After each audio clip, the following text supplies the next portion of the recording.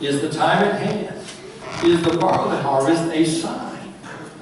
When this journey ends, you will never be the same again. You will never look at a field the same again. And I can attest to that since I wrote this book. When I see a field, especially when I see a wheat field, because wheat and barley are very similar. It's very hard to tell them apart. And you'll never see a field again the same after you begin to understand the barley. You'll never see barley the same again.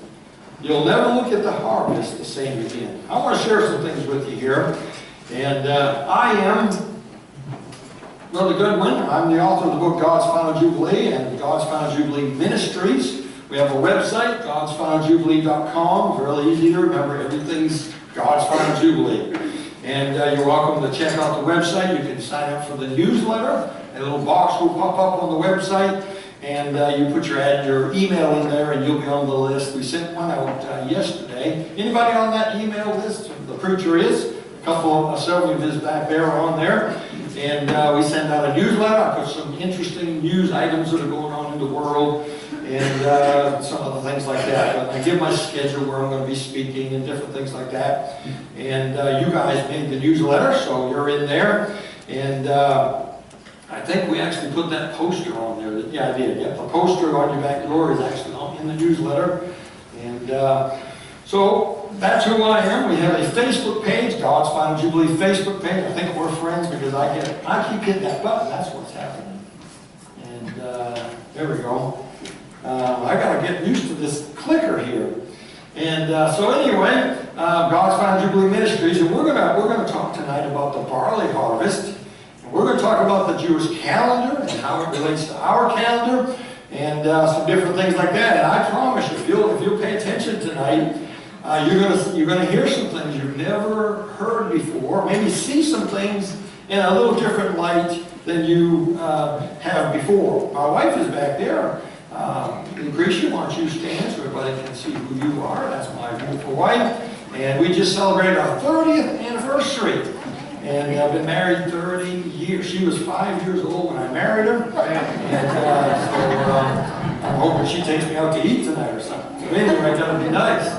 So God's Final Jubilee Facebook page. I'm trying to think what else I'm supposed to say. On the book table back there is all the prophecy books. The book of Revelation study guide. There's the Jubilee book, the Barley Harvest book. There's a DVD set that has 6 hours of me yelling and screaming and jumping up and down and spitting 3 rows back. Let's see, 3 rows back there.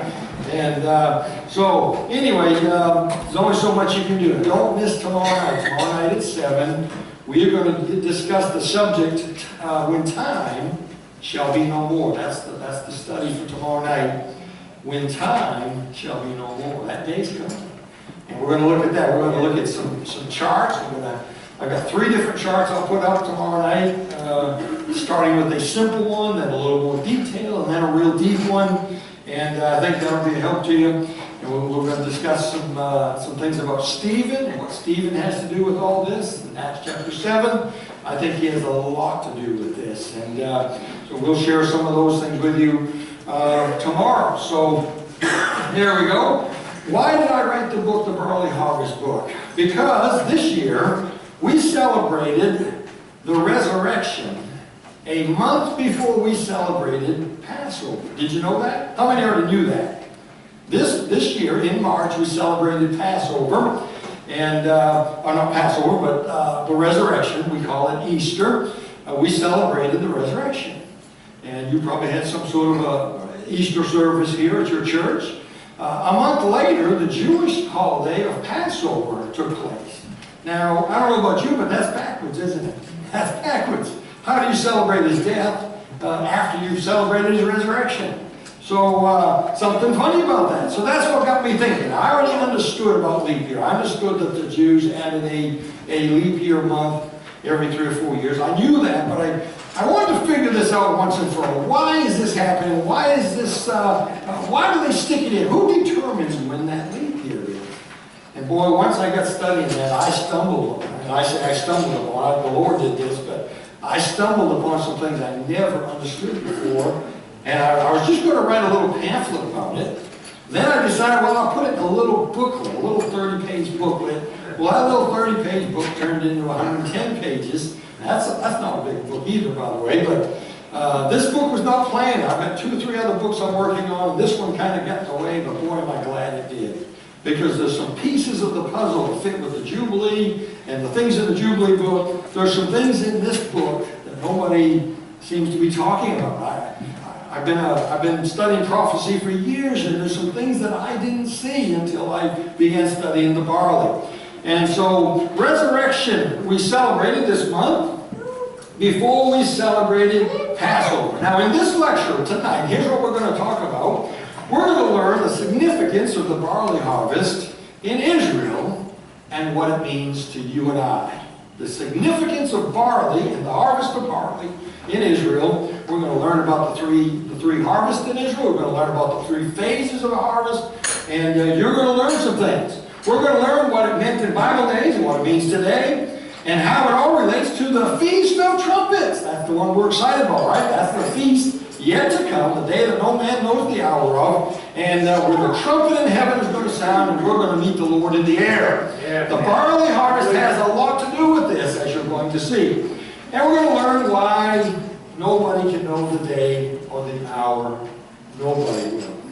All right, so we're going to go a little further here. The barley harvest is one of those missing pieces of the puzzle that few understand today. That's going to change because we're going to learn about the barley and what it means. So we're going to start right here. We're going to start with the Jewish calendar. There's a lot of confusion concerning the calendars because our calendar and their calendar are not the same. And anybody have a Jewish calendar at home, or anybody look at them from time to time? Anybody at all? Nobody? And all right, you're gonna get indoctrinated tonight, and it is kind of important that we see some things. So we're going to look at the Jewish calendar. But first of all, when does the day begin? Tonight at 12:01, it becomes what? It becomes Saturday here, right? That's not true in Israel. By the way, Israel, I think they're 7 hours behind us, or maybe it's 7 hours from Eastern time. Might be 8 hours behind us, or ahead of us, I should say. And it's already after midnight in Israel. But at 6 p.m. today, if you were in Jerusalem and the clock struck 6 p.m., guess what? Something happens. It becomes Saturday. Did you know tonight at 6 p.m. in Jerusalem, which happened 7 or 8 hours ago, it became the Sabbath. It became Saturday.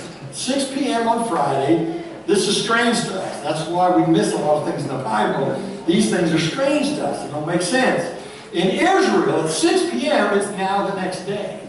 So on our calendar, it happens at midnight, 6 hours difference, right? So you say, well, that's not a big deal. It is a big deal. It has a lot to do. When Jesus dies on the cross, he died at 3 p.m. on Passover.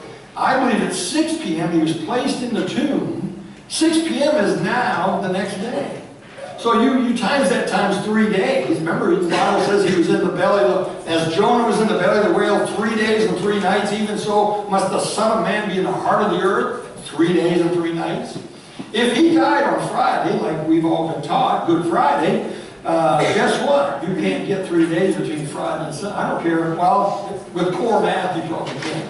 And the math that they're teaching kids today, anything goes. It's whatever you want it to mean, I guess. But I believe, and this isn't a big deal. You don't have to agree with me if you don't want. I believe he died on Wednesday. I believe he went to the cross at 9 a.m. I believe he, at 12 p.m. or 12 noon, he cried out, my God, why hast thou forsaken me? And I believe at 3 p.m. he died. And I believe he was taken from the cross. I believe the stone was placed on the cross, on the tomb at 6 p.m., which is now what day? Thursday. That's now the next day. So from 6 p.m. Thursday to 6 p.m. Saturday is 3 days and 3 nights. That's important. He rose from the grave, I believe, at 6 p.m. Saturday, which is what? The first day of the week. Sunday. We call it Sunday. By the way, did you know the word Sunday is not in your Bible? Do you know Monday's not in the Bible? Tuesday, Wednesday, Thursday? It's first day. The first day of the week is what we call Sunday. That's because of our Roman sun god calendar that we all use. The Gregorian calendar came from the Romans, came from the Catholics and the Gregorian Catholic people, and they gave us the calendar that we use today, and we'll look at some of that. And so 3 days and 3 nights. By the way, a day in the Bible is an evening and a morning. In Genesis 1, evening and the morning were the first day, second day, third day, evening and morning were the fourth day, all the way through. So I believe the day started in Genesis. I believe it started at 6 p.m. Well, I'm getting ahead of myself here. I believe creation started on Tishri 1 at 6 p.m. And I believe it's going to be a perfect 6,000-year earth. We'll talk about that tomorrow. And we'll talk a lot about that tomorrow, about why I believe it's a 6,000-year earth and a 1,000-year millennium. And some interesting things we'll share with you, some deep things we're going to share with you tomorrow. All right, so let's keep going here. The two calendars, the Jewish calendar is 354 and 2/3 days. Forget the 2/3 for now. 354 days in their calendar. How many days are they missing every year on their calendar? Everybody do it in your head real quick? Come on, it's not that hard. How about 11? 11 days, right? Every year they're short 11 days. Everybody see that? Our calendar is 365 and a fourth days. So we have a leap year. Every 4 years we have a leap year. We add that day because it's not an exact 365 days it takes to go around the sun. It's 365.24444 into infinity. So every 4 years we have a leap year, which, by the way, we had a leap year this year, and the Jews had a leap year this year. We both had a leap year. That doesn't always happen that way. It did this year. And so you see the difference in the two calendars. If you're using the Jewish calendar and our calendar, they don't synchronize. Because they'll have 29 days, sometimes 30 days in their month. We'll have 30 days, 31 days, 28 days for February. So they don't synchronize. So the 14th of Nisan in Israel might be the 7th of April here. Everybody see the difference? Might be the 7th on our calendar and the 14th on their calendar. Next year it'll be different. Because you can't synchronize 354 with 365.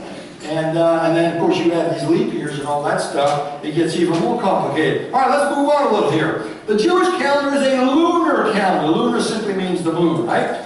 The Jewish calendar works off of the moon. On the new moon in the sky is always day 1 on the Jewish calendar. Each month of their calendar goes by the moon. Day 1 is the new moon in the sky, a little sliver on the right.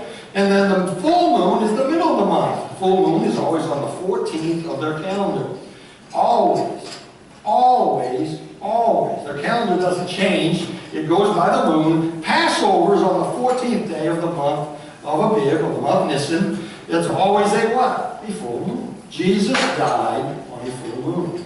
Interesting, isn't it? All right, our calendar goes by the sun. It's the sun god, the Romans and Catholicism, and the Gregorian calendar, and all this stuff. Our calendar is based on how long it takes us to go around the sun. And of course, each month somebody came up with a system, and so somebody decided that January would have 31 days, February would have 28, and June would have 30. Somebody figured all that out in order to make it so that we go around the sun once a year, right? And then we had a leap year every 4 years. All right, how many are with me so far? All right, this is science class, astronomy. All right, here's a calendar that's very confusing. Isn't that strange? Now see here? Let's see, where are we? This is July, right? We're in July. See, everybody see July? That's the month Tammuz or Av in Israel. That's their month. See, they don't synchronize. June and July both take place during the month of Tammuz in Israel.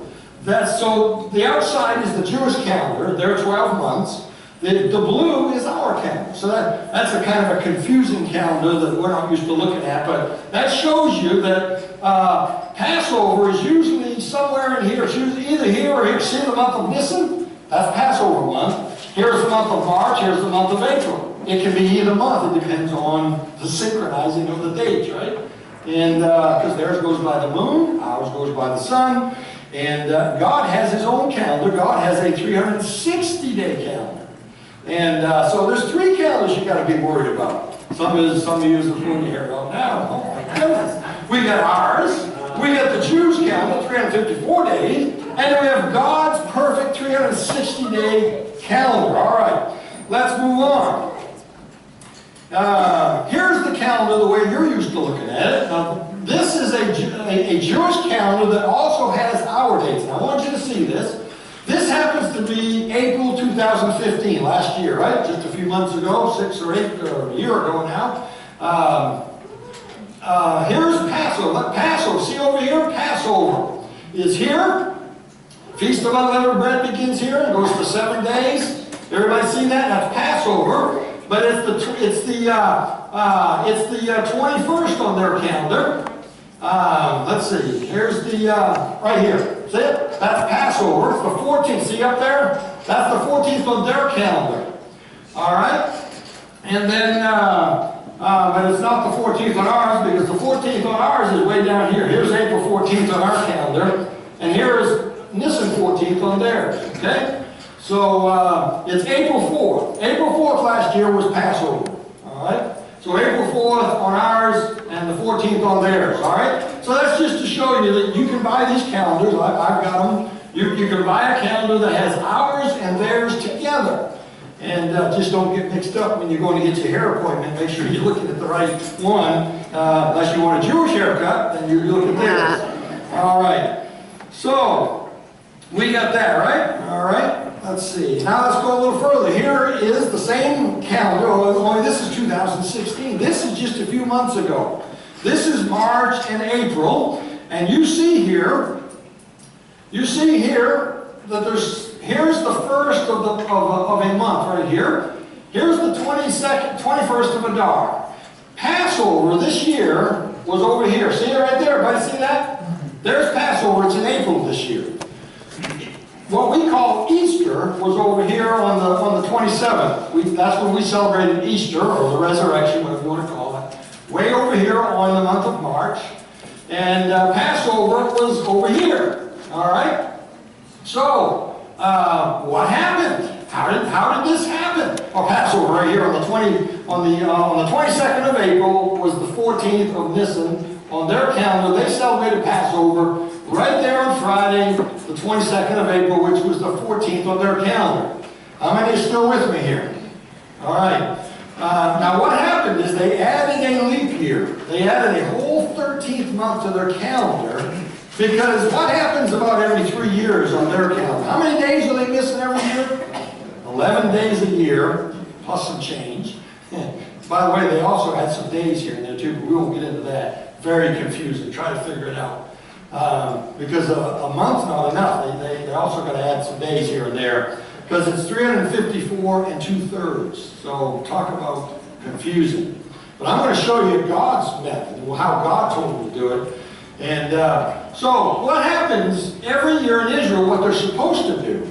Or here's what I found when I sat in my office. I got my Jewish calendar out, and I said, I want to find out what happened this year. I came to this date right here, and the next day, this is the last day of Adar. See, here's the month of Adar is the month right before Nisan, on their Passover month. The month right before Passover month is called Adar, A-D-A-R. See it right there? Adar. What happened is, when you get to the last day of the month of Adar, which is right here on the 9th of our calendar, there's the 29th of Adar right there. The next day should have been Passover month. Should have been Nisan. But it isn't. What is it? It's 2nd Adar. It's leap year. They added a whole month. That's why Passover is a month later, because they added that month. All right, everybody see that? So this is going to be important in a few minutes. When you learn what the barley represents, this is an important day right here. This is when, I'll go ahead and get ahead of myself, this is when the Levites and the priests would go look at the field to see if the barley's right. If the barley's right, guess what? This becomes Passover month. It becomes the first day of the month, what we call Nisan. You're going to learn in a few minutes. It's not really Nisan, it's Abib. A-B-I-B, the month of Abib. And if the barley's not right, they add the 13th month, Adar, and Passover becomes way over here. All right, let's keep on moving. All right, if I keep on moving, are you ready to dig? We're going to go a little deeper here. So hang on. All right, the key to understanding the Jewish leap year, as well as God's prophetic calendar. Notice I said God's prophetic calendar, because there's a prophetic lesson here. If you miss that, we're wasting our time tonight. Because none of this matters anything. What matters is, what does this mean prophetically to us tonight? It has a deep meaning. And we need to understand the difference between, I don't know if you can see that down that low again, Abib and Nisan. Abib and Nisan are talking about the same month, Passover month. But Abib means something, and Nisan means something. And we're going to discover what this is. And I got to be honest, this is something I didn't know 6 months ago. This is something I learned that is just amazing. All right, so let's go ahead and see. Here's Webster's 1828 dictionary. Anybody use Webster's 1828 dictionary for the English language? The only dictionary I use for Bible words. And because I believe some of the new dictionaries have corrupted some of the meanings of the words. And I like to go to Webster's 1828. You'll find Mr. Webster, Noah Webster, used the Bible when he defined things. You'll actually see scriptures in his dictionary. Now, they won't allow, I bet they won't allow those in the public school. And so I want to see what he had to say. Here's what he said. See the definition for the word Abib. The word Abib means to be protuberant, swelling. In other words, to be sprouting out of the ground, to be ripening, to produce the first of the early fruit.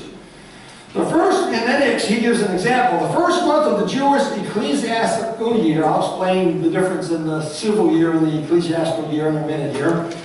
Also, he mentions it's also the month Nisan. You see that? It begins at the spring equinox, and it answers to the latter part of March or the beginning of April. In other words, on our calendar, it depends. It changes every year. It's either March or April every year. Nisan, look at what he says about Nisan. It's a month of the Jewish calendar, the first month of the sacred year, and the seventh of the civil year, answering nearly to our March. It was originally called Abib. Did you catch that? It was originally called Abib, but began to be called Nisan after the what? After the captivity. Can everybody read that? After the captivity. You know what the captivity is, right? The 70 years in Babylon, the book of Daniel. Remember Ezekiel and Jeremiah preached to Israel that Nebuchadnezzar is going to come, he's going to take us captive. And in the book of Daniel it happens, they're brought into Babylon, and they spend 70 years in the captivity of Babylon. Very important to understand that 70-year period of history. Very important. The entire book of Daniel takes place during and after that 70 years. And it's very important, and it's a huge part of history that you need to get in your head. There are pre-captivity books, Jeremiah, Ezekiel. There are captivity books, Ezra, Daniel, those, Nehemiah. Then there are post-captivity books where the captivity is over, but they're still out of their land. Remember, they're not in Israel during the captivity. And so Mr. Noah says it used to be called Nisan, or used to be called Abib, but then when they were in captivity, it began to be called Nisan. Now we're going to look at a little further here. Here is the places in the Bible that the word Abib is used. Abib is the month Abib, the month Nisan we call it. I call it Passover month because I think everybody's confused about Abib or Nisan. I always say it's Passover month. Passover month this year happened to be in April instead of March. And we celebrated Easter in March, but Passover is in April this year, so I would call April the Passover month. So here's the 6 times that the word Abib is used, and I won't spend a lot of time on this. This day, the first, by the way, the law of first mention is important. This is the first mention of the word Abib in your Bible. Exodus 13, you know what that is, right? That's the children of Israel crossing the Red Sea, and they're eventually headed to the Promised Land, right? They're leaving Egypt. And God says, this day came ye out in the month, not Nisan, the month Abib. Now, we know it's the month Nisan, but he used Abib. Why? Because it has to do with the ripening of something. Look at chapter 23, verse 15. In the time appointed, in the month Abib, for in it thou camest out from Egypt. God did not call it Nisan, he called it Abib. Why? Because it has to do with they were ripe, they were ready, it was time for a harvest there. Look at Exodus 34. 7 days shalt thou eat unleavened bread, as I commanded thee, and in the time of the month of Abib. For in the month of Abib thou camest out from Egypt. Egypt's a type of the world, isn't it? In the month of Abib I brought you out of Egypt. Not Nisan, Abib. Deuteronomy 16, look what it says. Here's the last 2 times of the 6 that is mentioned. Observe the month of Abib, and keep the Passover unto the Lord thy God. So when is Passover? In Nisan or Abib? Abib. Everybody got that? Passover is always in the month of Abib. Now Nisan's the same month technically, but he calls it Abib for a reason. It has to do with something being ripe, something being ready. And so keep the Passover unto the Lord thy God, for in the month of Abib the Lord thy God brought thee forth out of Egypt. Now let's look a little further. The word Nisan is only used 2 times in your Bible. And I didn't know this. By the way, my Jubilee book out there, every time I mentioned the month, Passover month, you know what I called it? Nisan. You know why? Because I didn't know any better. And every Jewish book that I've read, from the 50s and on back, Jewish people, you know what they use for the word for Passover month? Nisan. No, Nisan. They all use Nisan. Now, some newer guys today maybe are using Abib. I don't know. I haven't noticed that. I think they're all still calling it Abib, or calling it Nisan. But God used Abib. Now, 2 times it's called Nisan in your Bible. The first one, Nehemiah chapter 2, verse 1, and then Esther chapter 3, verse 7. What do we know about those 2 books? Is that pre-captivity, captivity, or post-captivity? Post. It's after the captivity. They're still out of their land, though. But it's a captivity. They're outside of their land, aren't they? And so that's why the word Nisan is used, because there's no barley to go look at. They're not in their land. The word Abib means to be ripened. Specifically, what are they talking about? They're talking about the barley. There are 3, and I'm getting ahead of myself. Let me see what's coming up here next. There are 3 harvests in Israel in Bible days. There was the barley harvest, the wheat harvest, and the fruit harvest. The barley harvest was Passover month. The wheat harvest was what feast? Anybody know? Pentecost. And the fruit harvest was in the fall, during the month Tishri, around tabernacles, where they tabernacled for a week, and they built tents and booths, and they dwelled for 7 days. And a picture of man dwelling with God. That's what it's all about, by the way. And so those 3 harvests, by the way, were the 3 times all the Jewish men, according to Deuteronomy, I think it's 16:16, they were commanded, all the Jewish males who were of mature age, 18 and up, had to assemble in Jerusalem. We'll see the significance of that in a little while. But and it was these 3 harvests. They had to assemble in Jerusalem and give thanks to God. And so these 3 harvests. So the first harvest is what? The barley harvest. And that's why it's called the month of Abib. The month of Abib, it has to have ripe barley, or it cannot be the month of Abib. Let me go a step further. It cannot be Passover month if there's no barley. Anybody know what happens 3 days after Passover? Feast of First Fruits. That's the day Jesus rose from the grave. On the Feast of First Fruits, you had to wave something before the Lord. Anybody know what it was? A sheaf of barley. So if there's no barley, how do you wave a sheaf of barley? How do you wave the first fruits of the barley? You don't. So you know what? If there's no barley, there's no first fruits. If there's no first fruits, there's no Passover. If there's no Passover, it's not Passover month. So it cannot be Passover month unless the barley... You see where I'm headed here? Barley is pretty important. Barley harvest is a reset button for their calendar. I'm getting ahead of myself. So twice in the Bible, the word Nisan is used instead of the word Abib, and it's because Israel was outside of the land. What's going on in Israel while they're in Babylon? Nothing. It's desolate. The land lay desolate. You know why? Because for 490 years, from David's time on, they did not keep the sabbatical year. Every 7 years, they were supposed to let the land lie and not plant their gardens. They disobeyed that for 490 years. God said, I'm going to pull you out of the land. That's what Ezekiel and Jeremiah are telling the people. God is going to pull you out of the land. He's going to punish you. He's going to get his Sabbath back. He's going to let Israel lie desolate for 70 years, because you know what 70 is? In 490 years, there are 70 sabbatical years in there. They didn't keep those 70 sabbatical years and let the land lie, so God said, you know what? I'll give my Sabbath. He pulls them out of the land, sends them to Babylon, and for 70 years the land of Israel grows nothing but weeds and thorns and thistles. There's nobody planting gardens there. So how do you know when it's Passover month? Hint, you don't. That's why it's called Nisan and not Abib. You can't say something's right if there's nothing to look at to see if it's right. So it's called Nisan instead of Abib. I hope you're getting this. I'm trying to go over it and over it. And it's all in the book out there. But all right, we got to move on. We'll not get to where we need to go here. God was the first to reset the calendar, and there'll be another reset coming.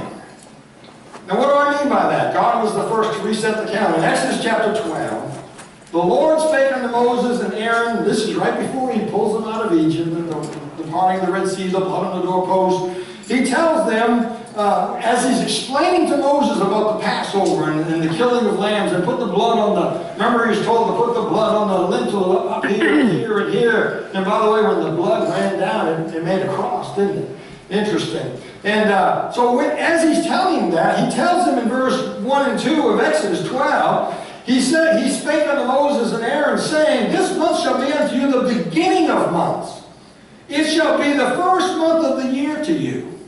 That's a change. Because this month, called Abib, or Nisan, whatever you want to call it, was month number 7 on their calendar. God said, from now on, Moses, this is no longer month number 7 on your calendar. This is month number 1. Everybody got that? This is important.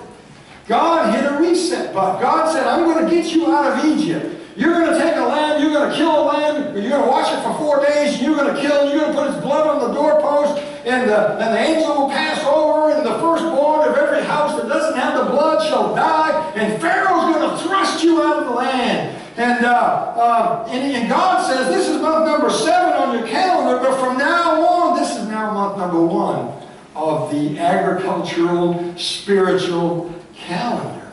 So, Nisan or Abib, Passover month, whatever you want to call it, is now month number 1, starting in Exodus chapter 12. You know what that means? Before the book of Exodus, if you read the phrase, and in the 3rd month, they did such and such, that's not the same 3rd month that he's talking about after Exodus 12. You have to understand, before you got pre-Exodus and post-Exodus.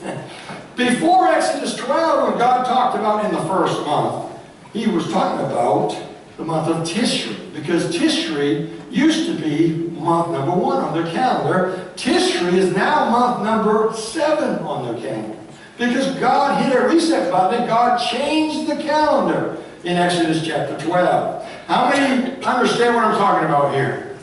All right. How many don't? Okay, put them down. I don't want to see. So let me see if this will help you. Here's the calendar showed in different way. Hey, we have 2 calendars in America, right? We've got the secular and the, what do they call that? The fiscal calendar, what do they call that? Where the government has this other month they start with. Fiscal. We've got, what is it? Fiscal. Fiscal? The fiscal calendar? We don't even understand that, but anyway. Fiscal and... The fiscal calendar starts at a different month. I don't start January. We got New Year's in January, but there's also a fiscal calendar that we go by. Here's the 2 calendars together. Here's the month Nisan right here. See it? Or you can call it the month Abib. Here's the month Nisan. Here on the civil calendar in Israel, Tishri is their January 1st month. That's their New Year. In fact, every 1st of Tishri in Israel is Rosh Hashanah. We call it Feast of Trumpets. It's a New Year celebration. That's their New Year's Day. It's in the fall. It's usually September. And this year it's October 2nd, I think. October somewhere in there. Tishri. God changed it in Exodus. God took that month, which used to be number 1. God made this number 1. Are you there? Are you with me now? Yeah. Okay, so this is month 1. This is month 7. Because look, 1, 2, 3, 4, 5, 6. There's Tishri right there. That's the 7th month. It used to be that Nisan was the 7th month. Until Exodus 12, God said, this month shall be unto you the beginning of month. This is now month number 1. And so after Exodus 12, when you read in your Bible that Joshua went around, in the 7th month, Joshua marched around the walls of Jericho 7 times. Now you know what the 7th month is, right? And, all right, we got to get digging again. We got to get that shovel out. We got to go a little further here because there's more to see. In Bible days, the month of Passover was not determined by the progression of the months, but by the condition of the barley in the field. What I mean by that is, Passover wasn't just every first month of the calendar. It had to do, not by counting months by the moon. That's not how they determined Passover. They determined Passover every month by the proclamation of the Levites that the barley is ripe. Therefore, this has to be Passover month. So, you see what I said? No man knows the day of the hour. How can you know the day of the hour when you don't know when Passover is next year? Well, you say, well, brother, that's no problem. I'll get my calendar out. I got a computer. I got a MacBook. I got the newest computer on the market. I just got it yesterday. I can get on the internet. I can find Passover 1,000 years in the future. No, you can find the mathematical Passover that the Jews have given us. That's not God. That's not how God said to do it. How can you celebrate Passover if there's no barley in the field? Because on the 3 days after Passover is the Feast of First Fruits. You had to take the first fruits of the barley and wave them before the Lord. If the barley harvest is not right, what do? Go to Walmart, buy some? No, it has to be the first fruits of your crop out of your gardens. And they wave that. Do you see the importance of this? God had a system for determining Passover, and it's called Abib. That's why I took time to explain to you the definition of the word Abib. Means to be protruding, means to be ripe, it means to be, it's ready for harvest. And God says, Passover month, the barley has to be Abib. And if it's not, they add a 13th month. They add a leap year. Now what do they do today? I'm probably getting ahead of myself again, but what do they do today? They don't do it the way they're supposed to. They don't go out and look at the barley harvest. By the way, it looks a lot like wheat, doesn't it? And one of them's darker than the other, and I can't remember which is which off the top of my head here. One of them's darker than the other, but they're very similar. And when I had the book, and we got the picture of the cover of the book, I said to Miss Linda, the publisher, are you sure that's barley?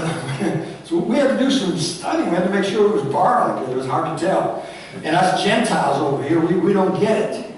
And but them Jews, and a lot of them Jews don't get it either, I hate to say it. But so the barley is important here. All right, let's go a little further. Since there are only 354 days in the Hebrew calendar, they have a leap year called 802. We talked about that.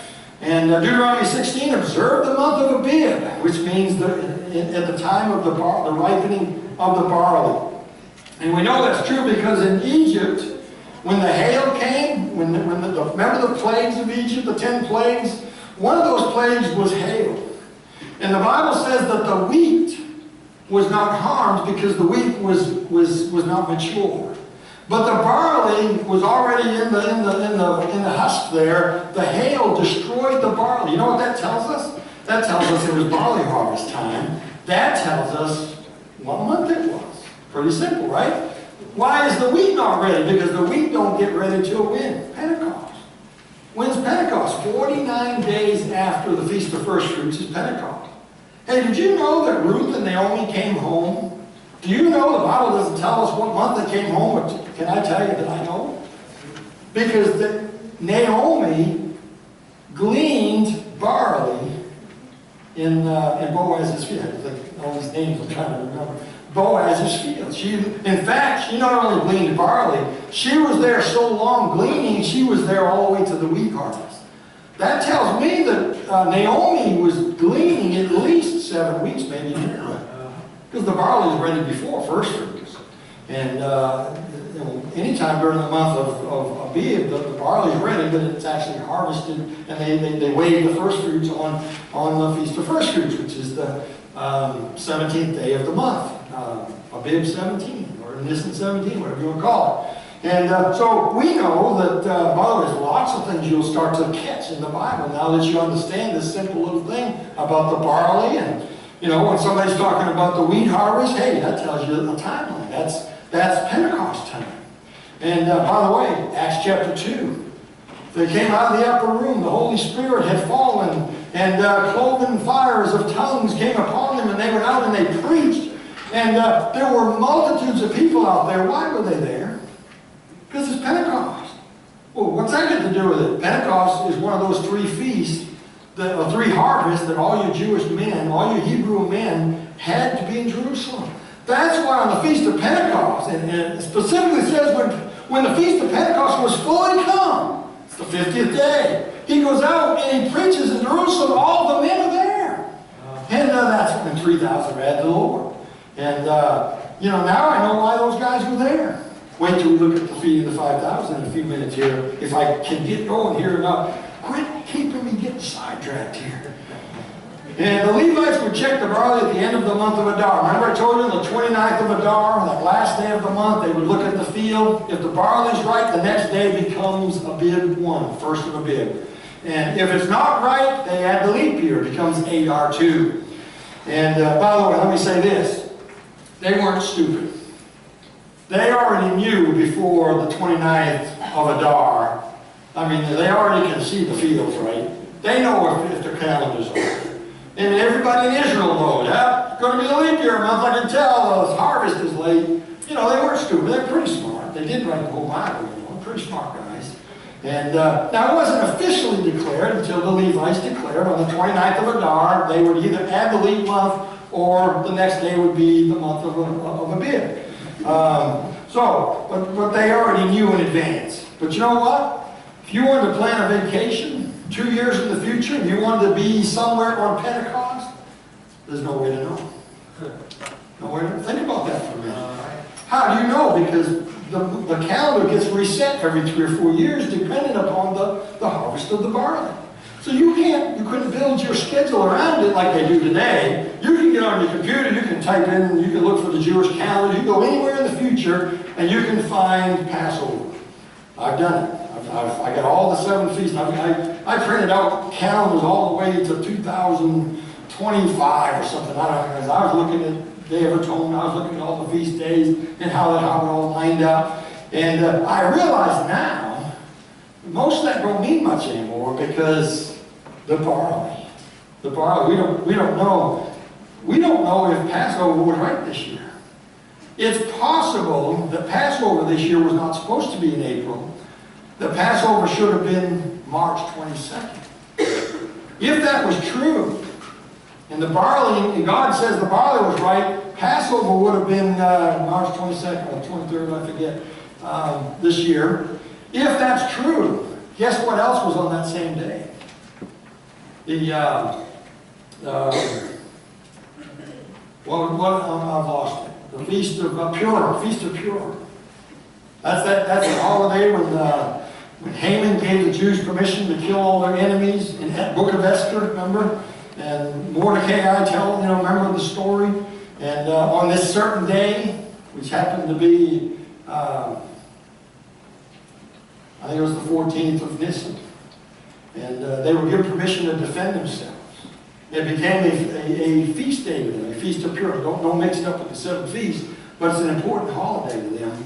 And I think it was the 23rd of March this year, and the 23rd would have also been, was a full moon, and would have been the Feast of Passover if the calendar was off. And Feast of Purim and Feast of Passover would have been the same day. I think that's kind of interesting. And if that's true, and their calendar was reset in March, then everything moves back a month. In other words, instead of October 2nd being the Feast of Trumpets, it would be September 2nd, somewhere there, on the new moon. That means the Day of Atonement in the future would be backed up. Pentecost would be backed up. The whole Jewish calendar would be off a month. And what I'm saying is, God's the one who resets this if he reset the calendar in March, we don't know it. We don't know if he did or not. If he did, then the Feast of Trumpets is in September on the new moon, which I believe is September 2nd or 3rd, somewhere in there. Instead of what everybody else is looking at, October. Everybody's looking for the rapture in October on the new moon. On the Feast of Trumpets, it could very well be in September if God reset the calendar. Remember, God's the first to reset the calendar, and there's another reset coming when God determines that the barley is ready. God will hit the reset button, and that 7-month calendar hits a reset, and everything will go according to what God's reset. And it could have happened in March. We don't know. All right, let's see. Here's those calendars again. Same calendars I showed you. We're on that last day of Adar. They would determine if the barley's ripe or not. Everybody got this so far?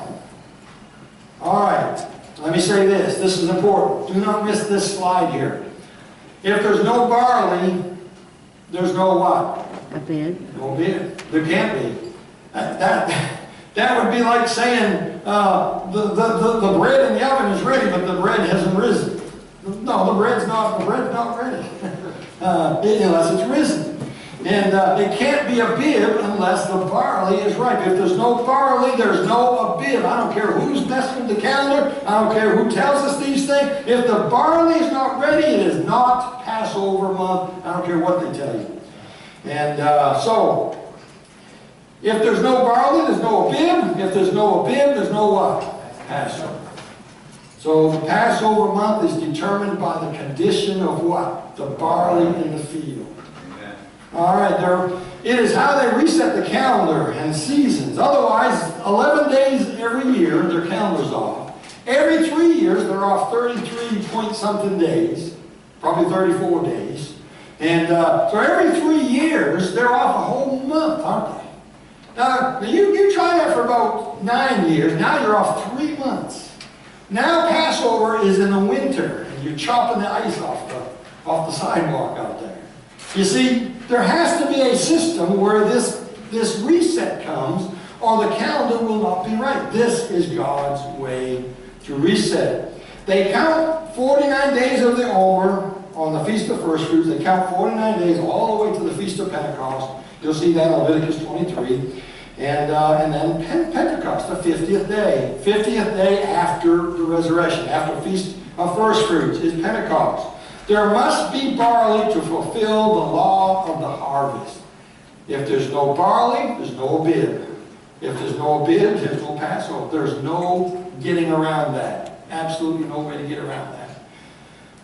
All right, I hope you're with me here. A sheaf of barley, there's a sample there. A sheaf of barley must be weighed on the Feast of First Fruits. If the barley's not ripe, there is no bib. If there's no bib, there's not going to be a Passover, because this happens 3 days after Passover. Leviticus 23. And let's see. Why is there no system of a bib in Israel today? Very simple. After the dispersion, or the diaspora they call it. I never can say that word, the diaspora. You'll hear them talk about that on Southwest Radio. The diaspora, these big words that we don't understand. The dispersion, the Jews were scattered. The scattering of the Jews. The temple is destroyed, they've been attacked, they've been scattered, they're in Poland, they're in Russia, they're in France, they're in Europe, I mean they're everywhere. And so how does a Jew determine when Passover is if they're not in their land? They can't, because remember, if there's no barley, there's no bib. If there's no bib, there's no Passover. So how do these guys, they want to celebrate Passover, so how do they do it? They came up with a mathematical plan. And I'm not saying they did the right thing. They came up with a mathematical system to determine all through the future when Passover would be. They did it mathematically, computerized.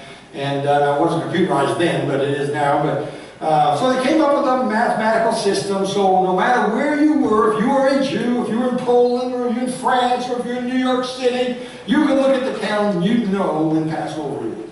And by the way, Passover is the first feast, right?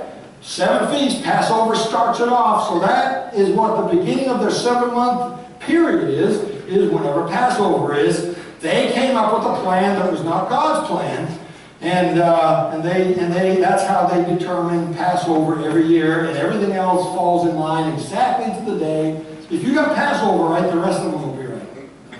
So, because the first Feast of First Fruits is the first day of the week after Passover. Or 3 days after Passover. Feast of Unleavened Bread starts the evening of Passover. 7 days of unleavened bread. All these feasts are determined by the Passover. Pentecost, 49 days after First Fruits. When's First Fruits? 3 days after Passover. See what I'm saying? Passover is the compass that sets all the other feasts. If you got Passover wrong, all those are wrong, because they're all synchronized right to the week and the day from that one, right? When is Feast of Rosh Hashanah? It's on the first day of the 7th month. When's the 7th month? It's 6 months after Passover, right? First day of the month, in the 7th month. Where's the first month? It's the month of Bib. If you got that month wrong, you got Rosh Hashanah wrong. If you got Passover wrong, Pentecost is wrong. See how important this is? So how do we determine Passover? The barley harvest. That's it. How are they doing today, mathematically? How come? You know what? Doesn't matter, does it? We're on the other side of the veil. See, there's the veil in the temple. When Jesus dies on the cross, what happened?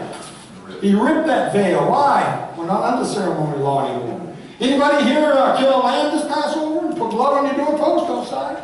I bet nobody here did that. Now, a lot of times we try to get under the law, don't we? And I'll make somebody mad here. We ought to keep the Sabbath. Well, go ahead. We'll keep it all.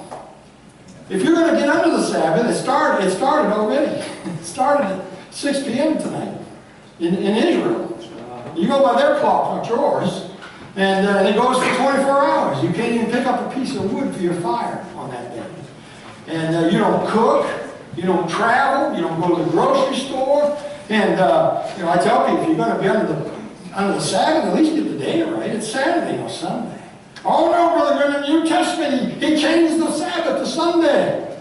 Chapter and verse, please, for that. Good luck with that. Listen, the veil was rent. We're not under it anymore. Those ceremonies and the killing of lambs and all, they pointed to something. When that which is perfect is come, that which is in part is done away. And guess who done away with it? God did. Yeah. We don't need that anymore. My wife is back there. Can you imagine if you guys, I want to show you a picture of my wife. And she's standing right there. Wouldn't that be stupid? Why would you? And she's right here. Oh no, I got to show you a picture of her. That'd be kind of stupid, wouldn't it? About as stupid as you trying to get under the Old Testament Sabbath. The Sabbath days pointed to him resting in Christ. Well, Christ has come. I don't need the Sabbath days. Now I've got him. We're in Christ. Yes. So anyway, I don't get mad at people about this. People get mad at me. I had someone at the conference in Colorado got mad at me because of the feast. I said, look, we don't keep the 7 feasts. They're wonderful things and they're prophetic and there's figurative lessons. And by the way, I'm not against having a ceremony for Passover. In fact, I would like to do that if I was a pastor, but it's not required. Those are on the other side of the veil. They pointed to him and he's come. John said, behold the Lamb of God. Well, now that the Lamb has come, we don't need lambs anymore. Amen. I don't need a picture of my wife in my wall to show you if she's standing right next to me. That's right. Well, okay, Brother Goodwin, move on. So in other words, when is Passover? Who cares? Who cares? We're on the other side of the veil. However, prophetically, what does this mean? Prophetically, I believe God is going to reset the clock by the barley and start the 7-month prophetic calendar at the right place. We don't know where that's going to be. We don't know when that's going to be. It might have happened in March. We don't know. One lady, I was talking about this on the internet, one lady emailed me, well, Brother Goodwin, was the barley ripe in Israel? And I said, you missed the whole point. Who cares? God's not looking at a field. What does the barley represent? Right? Well, thank you, Brother Tom. We haven't done that yet. The barley is Israel. We'll prove that to you. God is not looking at you and I to determine the end times. God is not looking at the church to determine when the rapture is. God is not looking at the apostasy to determine when the reset button is. I'll go a step further. God is not waiting on the last guy or the last girl to get born again, and then the quota is full, and then he hits the button and raptures us out. Now, there will be a last person saved. I realize that. Somebody's going to be the last person saved right before the trumpet sounds.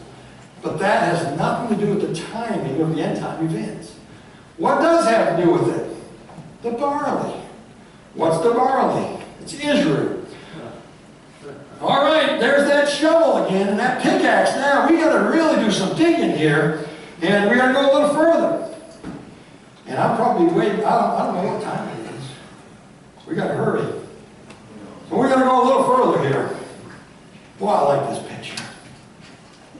Now, without getting in trouble here, someone tell me what's wrong with dressing like that? What's wrong with old-fashioned modesty?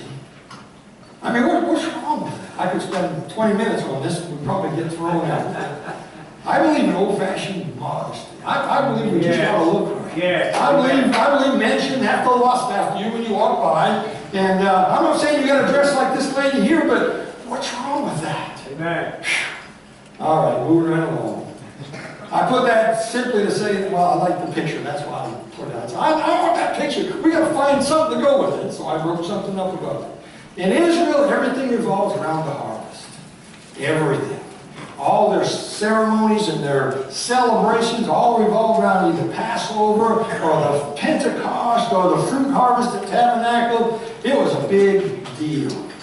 Now today, it's not a big deal for us. We go to Walmart. We go to Kroger. You can buy corn any time of the year. You can have any kind of bread you want. You can have bran, wheat bread, white bread, blueberry bread, cherry bread, any kind of bread you want to have. They had to eat what was available in the season. And everything for them revolved around harvest. Their whole life revolved around planting and harvesting. And the spiritual lessons of the Bible revolve around reaping. And so you reap what you sow. We miss so many of the truths of the Bible because we don't live these things. There are three main harvests I told you about: the barley, the wheat, and the grapes. Barley harvest during first fruits, we've already talked about these. The wheat harvest at Pentecost, the fruit harvest in the fall, and these are important. These are their harvest times, and these all meant something to them. The seventh feast of the Lord, Leviticus 23. Which I believe the seventh feast is God's prophetic calendar. It takes place in a 7-month period. 7 months. 7 feasts. 7 months of the biblical calendar. And 4 of them have already been fulfilled. The 4 spring feasts, Passover, unleavened bread, first fruits, Pentecost have all been fulfilled. The 3 fall feasts all happen in a 15-day period from the 1st of Tishri to the 15th of Tishri. The final 7 feasts, which are fall feasts, they have not yet been fulfilled, and they will be fulfilled. So Passover, unleavened bread, first fruits, that's during the barley harvest. Pentecost, the wheat harvest. Feast of Trumpets, Day of Atonement, Tabernacles in the fall, all the fruit harvest there. 3 times your Jewish men were required to assemble in Jerusalem. I think I gave you the wrong scripture a while ago. It's Exodus 23, verses 14 to 17. These 3 feasts, you can see them there. Unleavened bread, which is the evening of Passover. Pentecost and Tabernacles, all the Jewish men were required to assemble in Jerusalem. That's interesting there. All right. The 7 feasts take place during 7 months of the biblical calendar. It's worth noting there are 7 months from Nisan or Bib to Tishri. There are 7 colors in the rainbow. There are 7 notes on a scale. There will be 7,000 years of human history. We'll talk about that tomorrow. There are 7 days of creation. If 1,000 years is as a day, the rapture could be just a few minutes or seconds away. All right? The 3 phases of the harvest is also important. Just as there are 3 harvests, there are 3 phases to a harvest. This is hard for us to see today because we got these big John Deere tractors out there. And all you get is one swipe. That's it. Anybody glean their field? Anybody do any gleaning this year? Or last year? Nobody gleans anymore. No, the government steals it from people and gives it to other people. There's no gleaning anymore.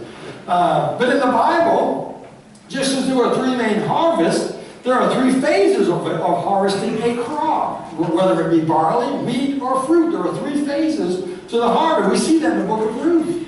And we see that he's harvesting his field. First, you have your first fruits, and you give the first fruits to honor God and give thanks. And then there's the main harvest, and then there's the gleanings at the end. That's where Ruth and them came in. They were allowed to glean in the field. And Boaz, when he found out who she was and took a liking to her, and asked him about who's that beautiful woman over there. And he told his men to leave some extra for her. He didn't have to do that. He wasn't required by law to do that. He was required to leave a gleaning, to leave some behind. But you know what? He wasn't supposed to go out, bag it up, and deliver it to their house while they're watching TV, eating potato chips, and drinking soda pop, like we do today. Now you don't even get a check. It's on a credit card now. You can go through the grocery line, and I'm not mad at it. Some people need it, and that's fine. And we've all probably been there a time, but God had a better system than that. God said, if the poor, let them go glean in the fields, let them work for what they're going to get. They'll feel better when they go home and eat their food. And it's not robbery. 3 phases there. First fruits, that represents Christ. He is the first fruits. He's the first to bodily rise from the grave. Then there's the main harvest, which is the rapture. I believe the rapture is the main harvest of souls. But that's not the end of it. There's a third phase to the harvest. I try to explain this to people. So many people get confused in Matthew 24, and they rightfully say, look, it says right here during the tribulation, after the tribulation of those days, then he comes and gathers them up. See, there's the rapture. You're right. That's the gleanings. It's called the gleanings. There are going to be people saved during the tribulation. In fact, there will be multitudes of people saved during the tribulation. There's going to be a gleaning. Look, the law of the harvest cannot be broken. There's a first fruits, that's Christ. There's a main harvest, and there's a gleanings at the end. That cannot be broken. It's a law. It's a spiritual law. The law of the harvest, first fruits, that's Christ. Main harvest, that's a bodily resurrection of all the saints, dead and alive. The dead in Christ shall rise first, then we which are alive remain. That's the main harvest. But there's another harvest. Ask any farmer. It's called the gleanings. Now today we don't do that. But in Bible days, very plain, there's a third part to that harvest. And that's Matthew 24, which is written to the Jews. And the Jews, the Bible says, when the Antichrist enters the temple and defiles it, breaks the peace treaty with the Jews, that's when Matthew 24 says, woe unto her who's with child in those days. Who's he talking about? Is he talking about some woman in New York City, a Gentile, God on your life? Talking about a Jewish woman in Israel. And woe unto him who is in the field. Do not go back to your house. Run for your life. Who is he talking about? Some guy in Boston? No, he's talking about somebody in Israel. He's talking about the nation of Israel. That the peace treaty has just been broken. The Antichrist is going to kill them all. And he tells them, if you're in the field, don't even go back to get something out of the house. These are desperate times. Run for your life. Then he goes a step further. Woe to him that's on the rooftop. Don't even go back in the house. It's that desperate. It's that much of an emergency. If you're on the rooftop and it happens, get out of there. Don't even go in the house to get anything. Pretty serious times. Yeah. Who is he talking to? He's talking to Jews. Talking to Jews. Now you don't have to like that. And but you have no right to interpret the Bible the way you want to interpret it. The Bible is of no private interpretation, Peter said. You know what that means? I don't have a right to take the Bible and interpret it the way I want to. There's only one interpretation, and that's his interpretation. He wrote it. It's what he said. Now, if you sincerely have read and studied, and you're sincere, and you believe post-trib's the way, then don't take my word for it. You've got to study for yourself. If you don't see it, you're going to have to believe what you believe. But I'm telling you, a lot of us have been messed with faulty teaching that we've gotten in the past that's hindered our thinking. I promise you. There's things that we've been taught all of our life it's hard to shake. All right. There's some first fruits. There's my wife's radish on the garden. That's this year, by the way. And I put that there. That's the first fruits of her garden. There's going to be a main harvest. I ate some of it the other day, some green beans. Amen. A main harvest. There'll be some gleanings in the fall, and some leftovers, some few things are left in there. And the Bible mentions 2 resurrections, the resurrection of the saved and the resurrection of the lost. Woe unto him who takes part in that second resurrection. Don't miss this now. There's 2 resurrections. But that first resurrection Here we go again. It's in 3 stages, just like a harvest. First fruits, main harvest, gleanings. Christ is the first fruits, but the main harvest will be everyone who's died. Their spirit's in heaven, but their body's not. Their body, that's why the dead in Christ shall rise first. Behold, we shall not all sleep, we shall all be changed. And the dead in Christ shall rise first. What's that mean? Their body hasn't been resurrected yet. Christ is the first fruits. Nobody else has bodily rose yet. And they will at the main harvest, at the sounding of the trumpet. There's the main harvest. And then there's the gleanings at the end. But the first resurrection is in 3 stages. The second resurrection is in 1 stage. Everyone who dies without Christ goes to hell immediately. The rich man. And in hell, he lifted up his eye, just like that. And in hell, he lifted up his eye. Father, your son Lazarus, I got 5 brothers. I don't want them. He became a soul winner. A lost man, Brother Tom, a soul winner. I got 5 brothers. I don't want them to die. Come here. Send Lazarus. Some guy, some ghost shows up. Don't believe him. Remember what Abraham said? Now, they don't believe the word of God. They don't believe the prophets. They won't believe though somebody rose from the dead and knocked on the door and said, boo! Man. See, we think we need some light from heaven. We think we need a bolt of lightning. No, it's a still small voice of the word. Yes. That's what got me. It still works today. Yes. See, we're looking for that fiery bush that Moses got. Oh, if I could just see some fire, I'll believe. You know what that fiery bush was for? The burning bush was there to get a backslidden preacher to go looking for God. That's what it was. Don't be expecting one of them. Man. We got this. Yeah. So, the great white throne is where all the lost people are resurrected at the end of the 1,000 years. They're resurrected, they stand, and I saw the dead stand before God. And the books were open, and another book, the book of life. And the dead were judged out of the things written in the books according to their works. And they were cast into the lake of fire. Every one of them. There's nobody at the great white throne judgment that gets a second chance. Nobody. They're lost. They're doomed. All right, the law of the harvest. Let's finish up here. First fruits. Main harvest glean. We already talked about that. We got to go digging a little more, okay? There are 3 calendars to understand. The lunar calendar. That's the Jews' calendar. The solar calendar, 365, and God's calendar. 3 calendars do not synchronize. Every 3 or 4 years, a 13th month, we've talked about this already. And in Bible days, it was reset in accordance to the Barley Harvest. Today, they do it mathematically. All right, let's see here. Abib is the name of the month of Passover. If there is no barley, there can be no Passover. The barley harvest is the reset button. The barley is prophetic of Israel. It is not the church, but Israel determines the timing of the end time events. Now we've got to go down a deep hole. I hope we don't get lost down there. We're going to talk about, I'm going to prove to you what the barley represents by a guy named Gideon. Gideon, Judges chapter 7, you know the story. Gideon gets several thousand men.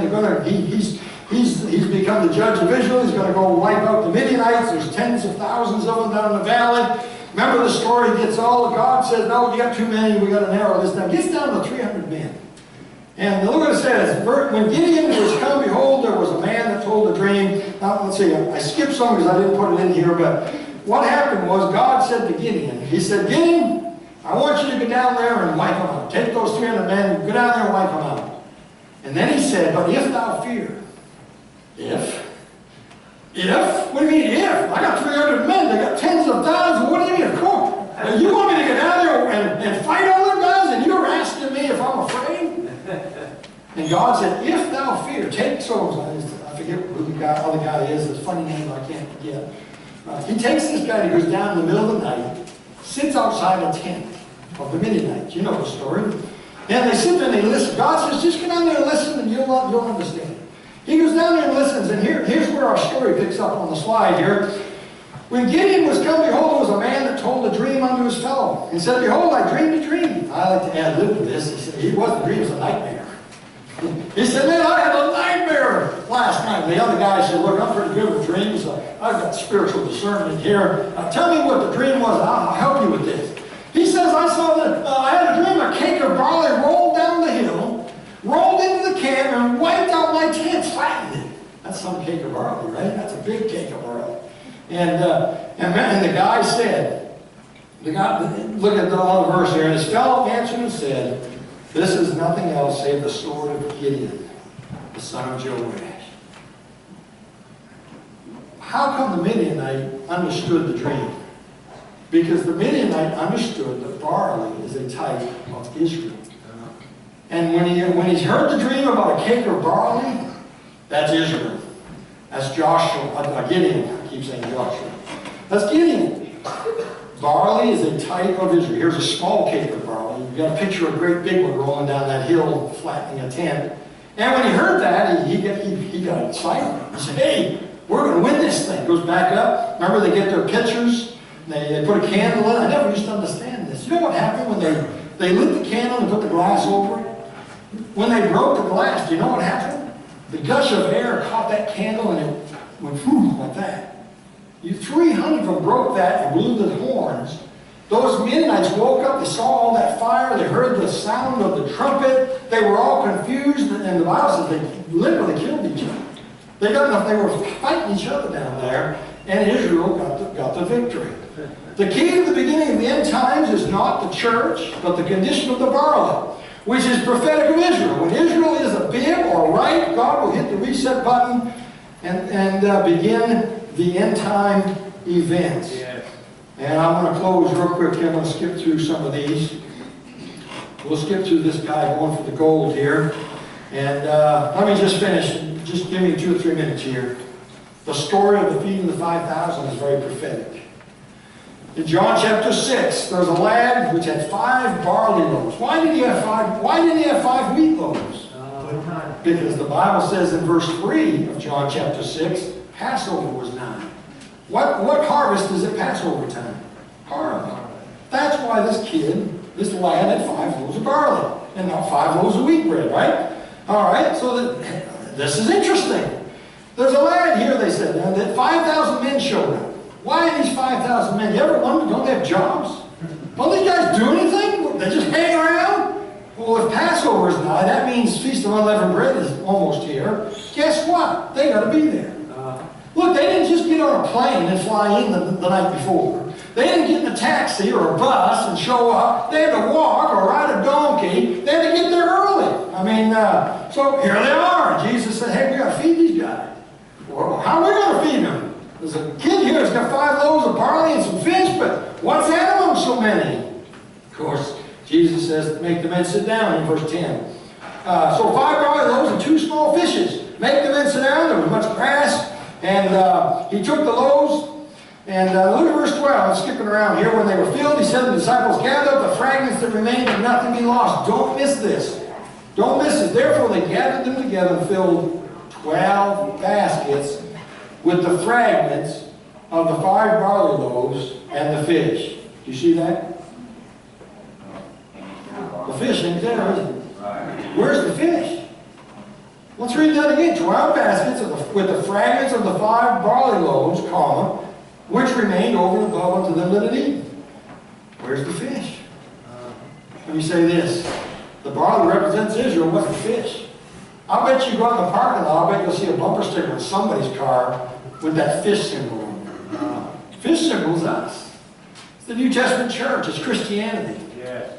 When the 12 baskets, which represents the nation of Israel, the 12 tribes of Israel, when the barley is full, when it's ripe, when the 12 baskets, when the 12 tribes are ready, God will hit the reset button and God will take the fish out. God's going to deal with Israel during the 70th week.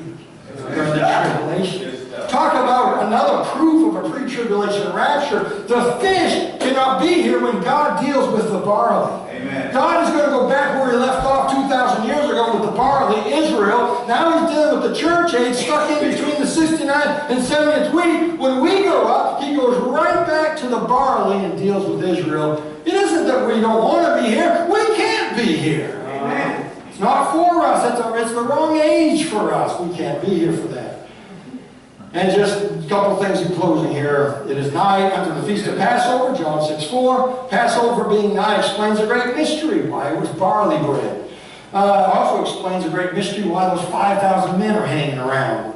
This explains why the lad had the 5 barley loaves. The barley harvest is the season of Passover and first fruits. The lad had 5 loaves of barley and 2 fish. And after everyone had eaten, they gathered up the fragments and filled 12 baskets. Remember, barley is a type of Israel. There is no mention in the story that any of the 2 fishes were left over. That is very interesting. 5 barley loaves are a type of Israel. 2 fish are a type of the New Testament church. Jesus is Lord. We'll skip some of this. The barley harvest is the sign that determines when we are raptured out of here. The barley harvest, the nation of Israel, is the reset button for the end time 7-month biblical calendar, the prophetic clock. The condition of Israel is what determines the timing of the end time events. Everything in Israel revolved around the harvest and property and the feast days. When Israel is a bib or ripe or ready, the 12 baskets are ready, the 12 tribes, God will hit the reset button, and the calendar will be reset. 7 months later, right to the day, we'll be raptured out of here on the Feast of Trumpets, on God's calendar, not the Jewish calendar. The Jewish calendar can't be trusted. And so, God is not looking at the church, He's not looking at you and me to determine the timing of these end time events. Let's pray. Father, thank you for loving us. Thank you for this place. Thank you for the pastor. What a great man of God he is. I love Brother Brett. I pray you bless him and fill him with your spirit, help him as he pastors these people. Thank you for each one that's come. I'm sure there's some visitors here tonight. And I pray, Lord, that we got something from heaven. Lord, I pray, dear God, that you spoke to us here tonight. If there's anybody here, Lord, that doesn't know you as their personal Savior, I pray, Lord, that before they leave this church building tonight, I pray that they'll bend their knee and put their faith and trust in Jesus Christ as their Savior before they leave here, and before that trumpet sounds, before it's too late, before their heart stops beating. Lord, may they get saved before it's too late. Lord, if there's some Christians listening tonight, and Lord, maybe they realize we're getting close to the end of this thing. We're near the end of the 6,000th year. The Lord's getting ready to come back. I'm not ready to meet Him. I'm not living for Him. I'm not living right. I'm not ready. Lord, I pray you bring conviction upon that one tonight. And Lord, maybe there's somebody sitting here tonight who's thinking of a sister or a brother, or maybe a mom or a dad or a grandfather. Or maybe one of their children is not living for the Lord. Or maybe one of the children is not born again.